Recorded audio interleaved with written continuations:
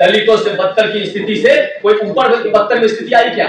नहीं आई। तो मैं बार बार कहता हूं कि अब कथनी का नहीं करने का समय है। और जैसे बिहार में नीतीश कुमार जी ने मजबूती से पसमानदा अज़ाल अति पिछड़ा समाज के लिए काम किया है, देश में इस काम को करने की जरूरत है। आदरणीय प्राइम मिनिस्टर यशस्वी प्रधानमंत्री जी से मैं मांग करता हूं कि रंगनाथ मिश्रा कमीशन की रिपोर्ट को आप लागू कर दीजिए। और अगर आपको अति पिछड़ा और पसमानदा अज़ाल समाज की और इस देश के अति पिछड़ा समाज की पूरी चिंता है, मुझे लगता है कि आपको चिंता है, अगर चिंता नहीं रहती तो कर्पूरी ठाकुर को भारत रत्न नहीं मिलता। और जिस कर्पूरी जननायक कर्पूरी ठाकुर को भारत रत्न मिल रहा है, मैं चाहता हूं कि रोहिणी कमीशन की रिपोर्ट को आज लागू करवा दीजिए। ये हमारे आसिम बिहारी के आज सबसे बड़ी खराज हकीकत होगी कि आप रोहिणी कमीशन की रिपोर्ट को लागू कराएंगे। संसद का सत्र चल रहा है, आपके लिए कोई बहुत बड़ी बात नहीं है।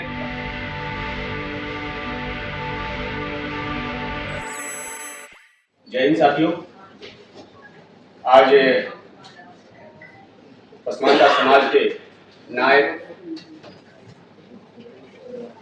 बाबा साहेब भीमराव अंबेडकर, ज्योतिबा फूले, सावित्रीबाई फूले नायकर के विचारधारा को मजबूती से आगे ले जाने वाले मौलाना आसिम बिहारी और इस महफिल को सजाने वाले 16 बयानी और नेशनल लेवल पर एक बड़ा नाम जनाब हाफिज गुलाम सरवर साहब, एक शानदार महफिल हमारे उस नायक के लिए, उस पसमानदा के उस नायक को आज हम जन्मदिन मना रहे हैं, जिसपे भारत का संविधान बहुत ही मजबूती से उस समाज के लिए काम कर रहा है।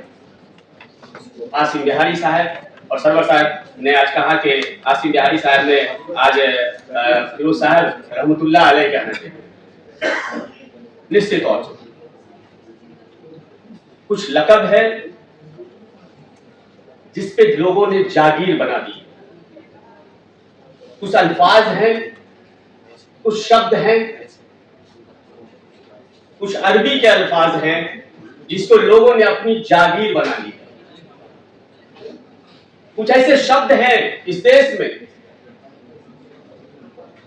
जिसको अपनी लोगों ने प्रॉपर्टी बना ली। यह मुल्क भारत के संविधान से, इक्वालिटी से, प्रियम्बल से, और हमारा जो पुरखा है, हमारा पुरखा कौन है? हमारा पुरखा बाबा साहेब भीमराव अंबेडकर है। हमारा पुरखा आसिम बिहारी है। हमारा पुरखा ज्योतिबा फूले है, नायकर और पेरियार है। और हमारा पुरखा जननायक कर्पूरी ठाकुर है। हमारी विचारधारा लोहिया की उस समाजवाद से है। हमारी विचारधारा शोषित वंचितों को साथ लेकर चलने वाली वो विचारधारा है, और वो है पसमानदा। कौन है पसमानदा? किसको कहते हैं पसमानदा? कहां मिलता है पसमानदा?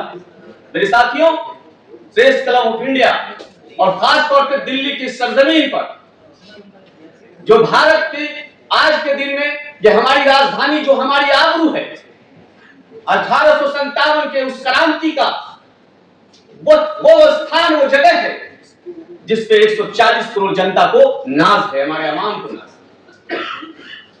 मीडिया के बंधुओं, मेरे साथियों, और मेरे बहुत ही मौजूद साथी यहाँ पर, शाही नदीम ने भी बात कही, हमारे अंसारी साहब है, अलाउद्दीन सलमानी भाई, हमारे हमारी भाई है, और हमारे जितने आप देख रहे हैं, ये हमारे हीरो हैं।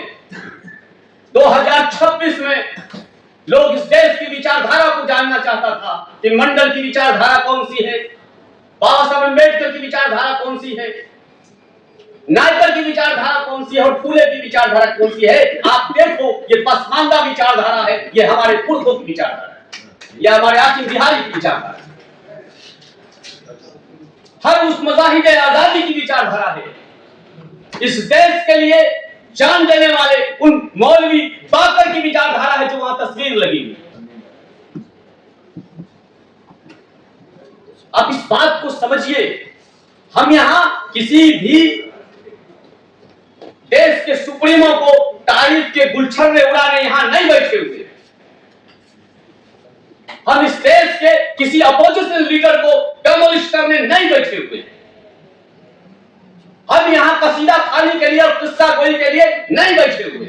हमारा छोटा भाई, हमारा भाई अजीम जो पीछे बैठा हुआ है, जो पसमानदा के लिए दिल्ली यूनिवर्सिटी में संघर्ष कर रहा, मैं जानता हूं कि हमारे पसमानदा समाज को किस बैक बेंचर की स्थिति में लगा, किस हालत में हमारे लोगों को आज के दिन में शोध करना पड़ रहा है, कैसे अपनी बातों को रखने की हमें आजादी नहीं है।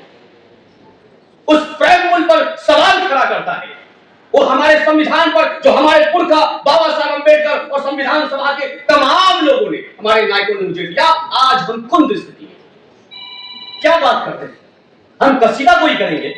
गुलाम सरवर जैसा 16 बयानी जो नेशनल लेवल पर आज के दिन में एक बड़ा चेहरा है, क्या उसके प्रोग्राम में आके मंडल की धरती, मूढ़ों का मधेपुरा की धरती का ये मामूली बेटा आके आपकी तारीफ करेगा?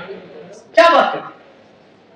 हम इसके लिए बैठे हैं क्या कि किसने मुझे बड़ा अच्छा कर दिया और किसने, अरे भाई साहब 26 जनवरी 1950 के बाद इस देश में संविधान लागू, ये देश संविधान से चलेगा और सरकारें आती हैं जाती हैं, लोग आएंगे जाएंगे, बड़े बड़े प्रधानमंत्री आए हैं और बड़े बड़े प्रधानमंत्री चले गए।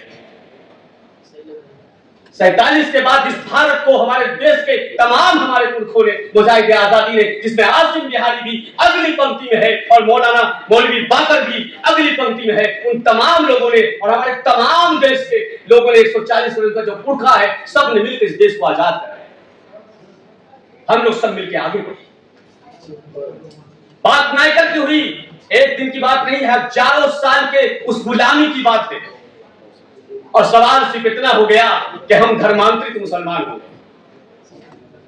इस देश में, इस देश की सभ्यता और संस्कृति में जाति एक नासूर बनके हमारे सीने पे मूंग गलता था और 2026 में भी वो जाति हमारे लिए नासूर बना हुआ है। जाति तोड़ो हमारे पुरखों ने एक अभियान चलाया, लेकिन इसके बावजूद भी हम जाति के जखन में बन के रहते हैं। सवाल है कि इस देश की जो सभ्यता है, संस्कृति है, सारे जहां से अच्छा हिंदुस्तान हमारा, सवाल है उसकी चिंता कौन करेगा?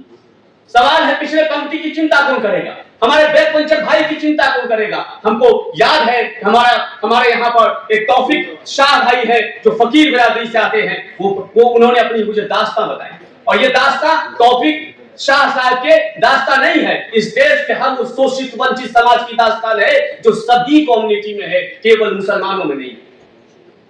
मुझे सबकी चिंता करनी होगी, मुझे अपने बाबा साहब अम्बेडकर के उन संविधान की चिंता करनी होगी जो लगता है कि खतरे में। निश्चित तौर पे 2014 के बाद एक सरकार इस देश में है जिन्होंने पसमानदा समाज के बारे में बात की, पसमानदा समाज के बारे में बात की, पसमानदा समाज के बारे में बात की, लेकिन इसी राज्य के, इसी देश के माननीय मुख्यमंत्री, तत्कालीन समय के मुख्यमंत्री नीतीश कुमार जी ने उस बात को अमली जाना पहनाया और जमीन पर उतारा। जो संविधान ने कहा, नीतीश कुमार जी ने करके दिखा दिया। किसी ने कहा, किसी ने करके दिखा दिया। सवाल है कि दिल्ली की प्रेस कॉन्फ्रेंस में माननीय तत्कालीन समय के मुख्यमंत्री और आज के समाजवादी नायक नीतीश कुमार की कौन बात करेगा?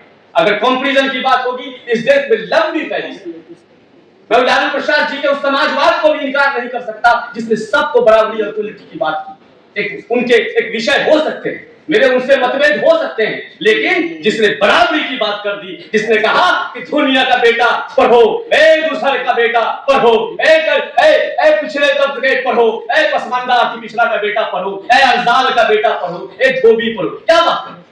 तो तारीफ के कसीदे पढ़ने हम पटना से, मधेपुरा से दिल्ली नहीं आए। हम यहाँ आए हैं अपने नायक आसिम बिहारी को बताने के लिए कि देखो इस दर्द की दास्तां के इस तमाम उस तमाम चीजों में मेरे पास कौन कौन से फूल हैं और तुम्हारे कौन कौन से शूल हैं। ये सीने में दर्द करते हो ना, ये सीने पर आके वार कर दो ना, तो कोई दिक्कत नहीं, चुन चुन के पीठ पर क्यों वार करते?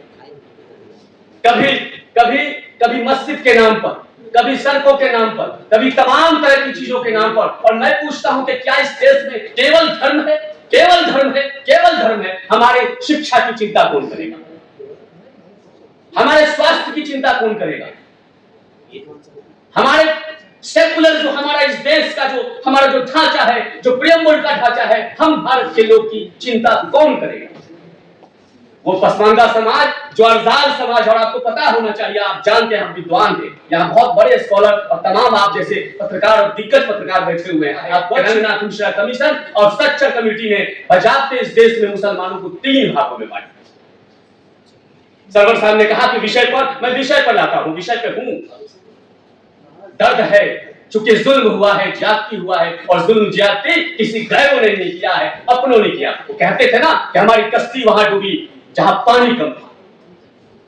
इस देश पे 50 साल शासन करने वाली, इस देश का 50 साल शासन करने वाली सरकार, जिससे इस देश के 100 नहीं तो 99% मुसलमानों ने उसको 50 साल शासन के लायक समझा। जानते हैं उन्होंने मुझे क्या सर्टिफिकेट दिया? उन्होंने सर्टिफिकेट दिया कि आपकी स्थिति दलितों से बदतर है। 50 साल शासन करने के बाद उनका सर्टिफिकेट आया कि आपकी स्थिति दलितों से बदतर है। तो सवाल उठता है कि आपका शासन कैसा था जो हमारी स्थिति दलितों से बदतर हो गई? और 2014 के बाद हमारी सरकार ने, हमारे माननीय प्रधानमंत्री जी ने बजाते कमेटी गठन करती है और कहता है देश में जाके पता लगाओ कि देखो तो क्या हाल है इन लोगों का। और क्या पता लगा? दलितों से बदतर की स्थिति से कोई ऊपर बदतर की स्थिति आई क्या? नहीं आई। तो मैं बार बार कहता हूं कि अब कथनी का नहीं, करने का समय है। और जैसे बिहार में नीतीश कुमार जी ने मजबूती से पसमानदा, अरजाल, अति पिछड़ा समाज के लिए काम किया है, देश में इस काम को करने की जरूरत है। आदरणीय प्राइम मिनिस्टर, यशस्वी प्रधानमंत्री जी से मैं मांग करता हूं कि रंगनाथ मिश्रा कमीशन की रिपोर्ट को आप लागू कर दीजिए। और अगर आपको अति पिछड़ा और पसमानदा, अरजाल समाज की और इस देश के अति पिछड़ा समाज की पूरी चिंता है, मुझे लगता है कि आपको चिंता है। अगर चिंता नहीं रहती तो कर्पूरी ठाकुर को भारत रत्न नहीं मिलता। और जिस कर्पूरी जननायक कर्पूरी ठाकुर को भारत रत्न मिल रहा है, मैं चाहता हूं कि रोहिणी कमीशन की रिपोर्ट को आज लागू करवा दीजिए। ये हमारे आसिम बिहारी के आज सबसे बड़ी खराज हकीकत होगी कि आप रोहिणी कमीशन की रिपोर्ट को लागू कराएंगे। संसद का सत्र चल रहा है, आपके लिए कोई बहुत बड़ी बात नहीं है, पर आपने बड़ा काम कर दिया है। हम लोग इस मंच के माध्यम से, खास करके आसिम बिहारी जी के आज जन्मदिन के माध्यम से, हम आपके माध्यम से मांग करते हैं संसद में कि रोहिणी कमीशन की रिपोर्ट को लागू कीजिए, ताकि कर्पूरी का जो समाज है, अति पिछड़ा समाज है, इस देश का जो 27% है, मंडल के बाद का जो न्याय है, काका काजलकर का जो न्याय है, और उसके बाद तमाम लोगों के, हमारे पुरखों का जो न्याय अगर है, उनको अगर श्रद्धांजलि देनी है, ईमानदारी से सम्मान देना है, तो रोहिणी कमीशन को आप लागू कीजिए। आज मैं फिर से मुबारकबाद देता हूं गुलाम सरवर साहब को कि आपने पूरे देश के पसमानदा संगठन को आपने इकट्ठा किया है। ये एक अपने आप में मिसाल है। हम खासतौर पर ऑल इंडिया यूनाइटेड मुस्लिम मोर्चा के राष्ट्रीय अध्यक्ष जनाब डॉक्टर एजाज अली साहब का शुक्रिया अदा करते हैं कि निश्चित तौर पे सरवर साहब, आपने कहा कि रिटायर हो गए, नहीं, हमारे जो नायक होते हैं, हमारे जो काम करने वाले लोग होते हैं, हमारे जो गार्जियन हैं, वो कभी रिटायर नहीं होंगे। हम उन तमाम लोगों का सम्मान है जिन्होंने पसमानदा सवाल को आज देश में एक मुद्दा बनाया। लेकिन सवाल है, सवाल नहीं, अब जवाब देना है, क्योंकि इस देश में जवाब देने वाली सरकार है। और जवाब देने वाली सरकार है तो रोहिणी कमीशन कब लागू होगा, कर्पूरी के संतानों को कब न्याय मिलेगा। और जब मैं कर्पूरी का संतान बोलता हूं तो बिहार में अति पिछड़ा समाज को अलग से 27% रिजर्वेशन मिला है। यह है कर्पूरी का संतान, और इस देश को जस्टिस तभी मिलेगा। Thank you very much. जय हिंद, जय भारत, जय संविधान।